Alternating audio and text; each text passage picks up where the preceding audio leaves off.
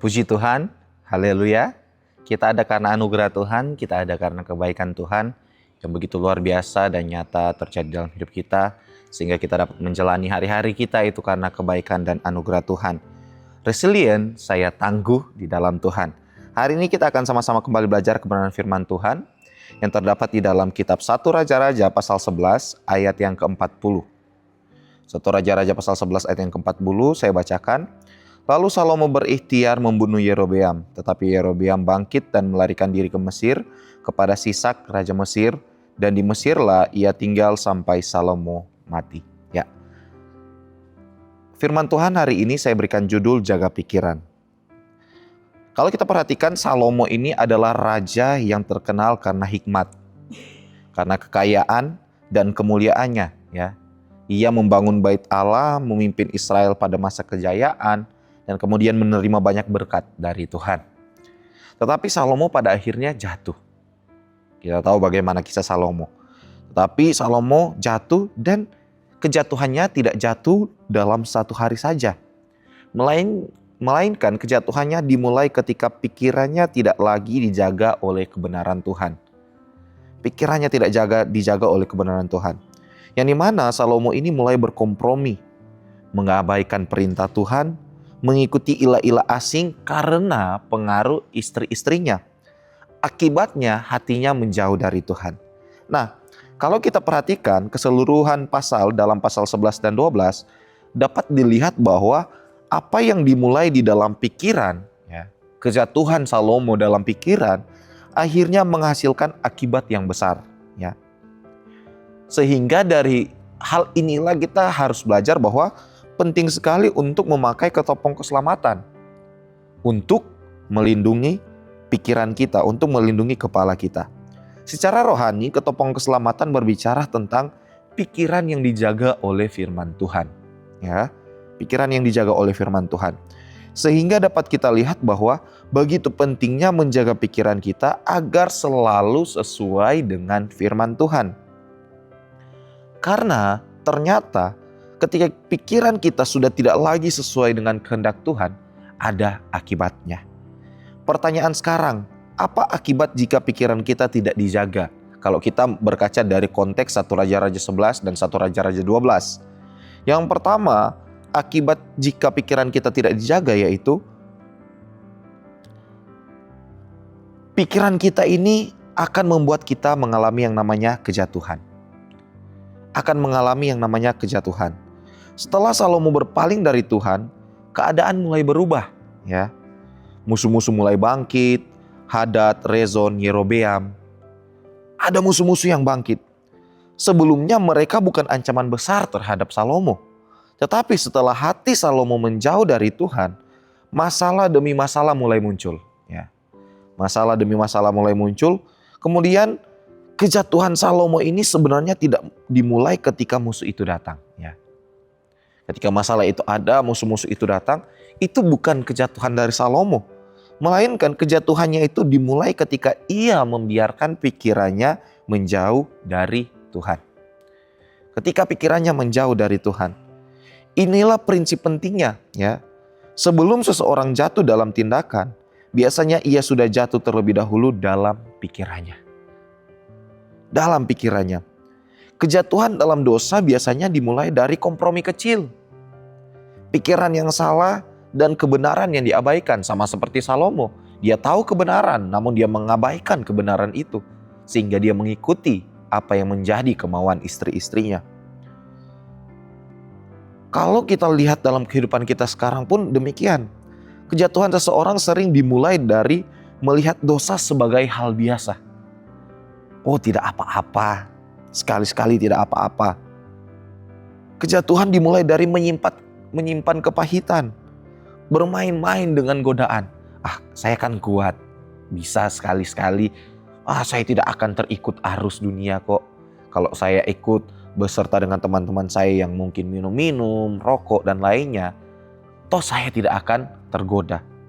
Nah, ternyata kejatuhan dimulai dari bermain-main dengan godaan. Lama-lama bisa jadi dia juga ikut mengalami yang namanya kejatuhan. Merasa dirinya kuat sehingga tidak perlu berjaga-jaga. Ya. awalnya terlihat kecil tetapi lama-kelamaan menjadi besar. Tanpa kita menjaga pikiran, dosa mudah masuk. Dosa ini mudah masuk dalam hidup kita, datang kepada pikiran kita ya. Ketika dosa sudah merasuk dalam pikiran kita, hati kita menjadi tumpul. Kemudian suara Tuhan itu makin tidak terdengar dan hidup mulai menjauh dari Tuhan. Karena apa? Mengalami kejatuhan di dalam dosa. Namun sebaliknya ketika kita menjaga pikiran kita, apa yang terjadi? Yaitu kita akan lebih peka terhadap kehendak Tuhan. Kenapa? Karena kita jaga pikiran kita dengan firman Tuhan. Kita akan lebih kuat menghadapi godaan. Hidup tetap berada di jalur yang benar. Karena apa? Kita isi pikiran kita dengan firman Tuhan. Ya. Dalam Yakobus 1 ayat 15 di sana berbicara tentang apabila keinginan itu telah dibuahi, ia melahirkan dosa. Apabila kita bermain-main dengan dosa, itu akan melahirkan dosa. Dan di dalam Yakobus 1 ayat 15 ketika melahirkan dosa, ujungnya apa? Kebinasaan, yaitu maut. Sehingga jangan menunggu dosa menjadi besar baru bertobat. Melainkan jagalah pikiran kita sejak awal. Ya. Dengan cara apa? Isi pikiran kita dengan firman Tuhan. Ya. Isi pikiran kita dengan firman Tuhan.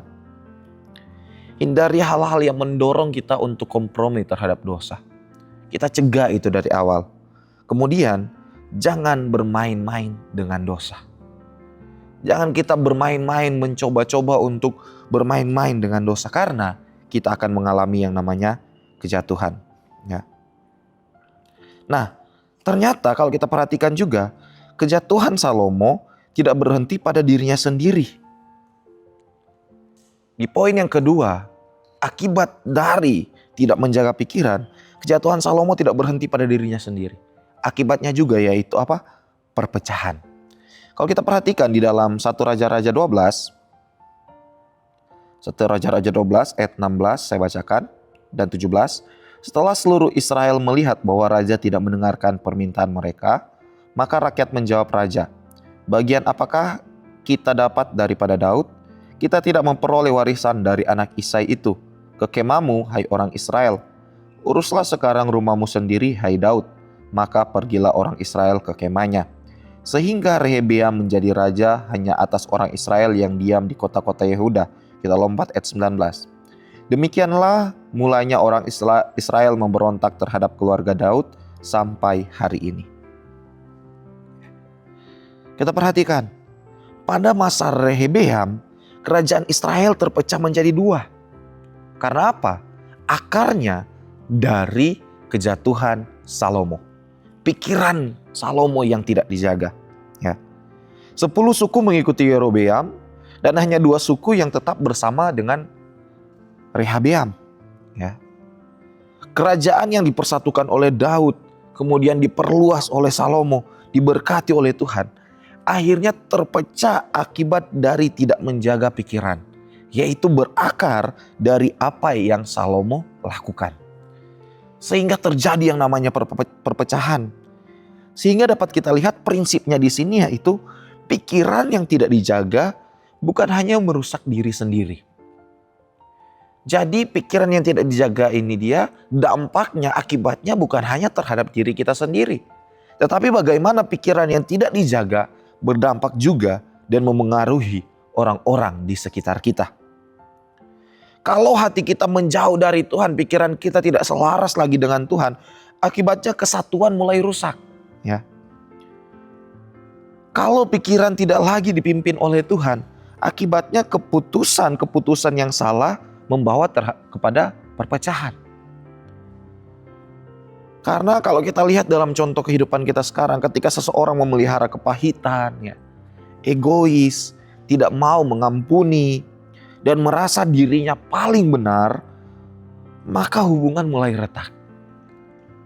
Kesatuan dalam keluarga, kesatuan dalam jemaat, kesatuan dalam bermasyarakat, akhirnya akan retak. Dan ini bisa terjadi ya sama seperti yang saya katakan tadi, dalam keluarga, pernikahan, pelayanan, dalam bergereja, persahabatan. Ini bisa terjadi Karena akarnya yaitu pikiran yang tidak dijaga. Kalau pikiran kita tidak terjaga, itu dapat menghasilkan perpecahan. Tanpa menjaga pikiran, kita ini akan mudah curiga, mudah tersinggung ya, dalam menjalin kehidupan, dalam berkeluarga, atau dalam bergereja. Ketika ada sesuatu yang disampaikan, ya, mudah tersinggung. Dan pada akhirnya apa? Terjadi yang namanya perpecahan. Sulit mengampuni. Kemudian dapat memicu yang namanya konflik. Sehingga begitu penting untuk menjaga yang namanya pikiran.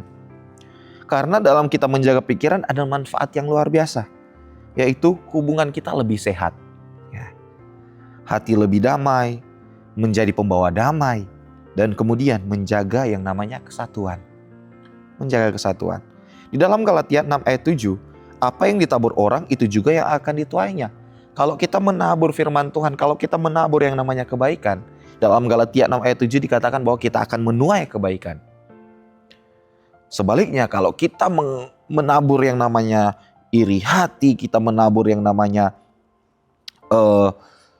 mudah curiga, tersinggung ya, tidak mau mengampuni, kepahitan, egois, maka pada akhirnya nanti kita akan menuai akan hal itu. Dan ujung-ujungnya akan menimbulkan perpecahan. Ya. Hosea 8 ayat 7 bagian A di sana dikatakan bahwa sebab mereka menabur angin maka mereka akan menuai puting beliung.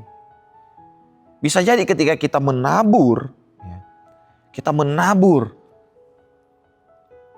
egois, mudah tersinggung, yang kita tuai lebih besar daripada itu. Dan itu akan mengakibatkan yang namanya perpecahan. Sehingga pikiran kita harus dijaga.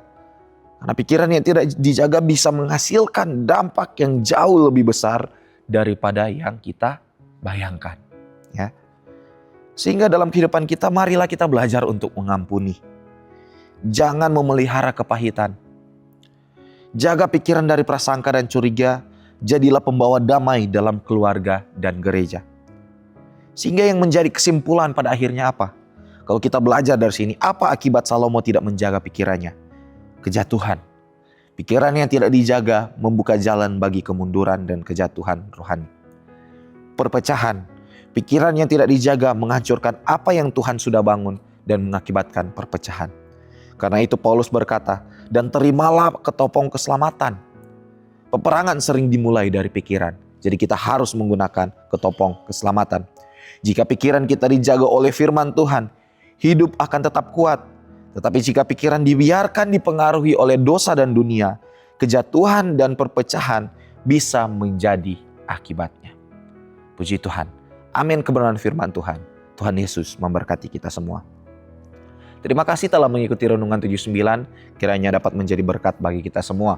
Bapak, Ibu, Saudara-saudari yang ingin didoakan untuk pokok doa tertentu, atau ingin menceritakan kesaksian baik mujizat kesembuhan, pemulihan masalah keluarga, dan lainnya, dapat disalurkan melalui chat WhatsApp di nomor 0813 2742 0088. Mari kita satu dalam doa. Terima kasih Yesus, terima kasih Tuhan, Engkau begitu besar dalam kehidupan kami, kasih-Mu nyata, anugerah-Mu yang indah dalam kehidupan kami.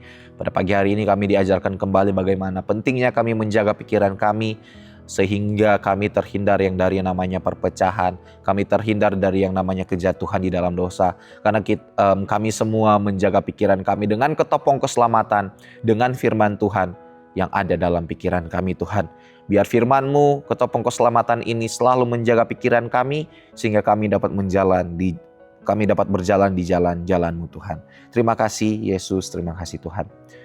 Tuhan, biarlah kiranya kami semua keluarga GPDS El Shaddai Magelang menyanyikan syukur bagi nama-Mu yang besar dan dahsyat. Kuduslah Engkau, Raja yang kuat, yang mencintai hukum. Engkaulah yang menegakkan kebenaran, hukum dan keadilan. Engkaulah yang melakukannya. Biarlah kehendak-Mu yang jadi atas kami, bukan kehendak kami Tuhan. Di dalam nama Tuhan Yesus Kristus, haleluya, amin.